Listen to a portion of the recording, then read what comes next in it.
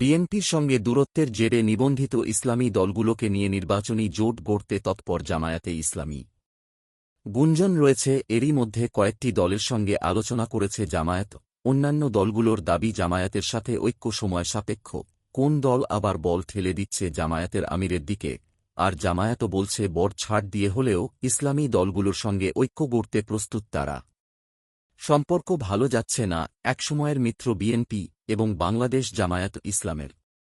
বিভিন্ন বক্তব্য পাল্টা বক্তব্যে অভিযোগ থাকছে নিয়মিতই। জামায়াত এর আমির বলেছেন, আমরা বিশ্বের সকল দেশের সাথে, শান্তিকামী দেশের সাথে, গণতান্ত্রিক দেশের সাথে আমরা শান্তিপূর্ণ মর্যাদাপূর্ণ সহাবস্থান চাই।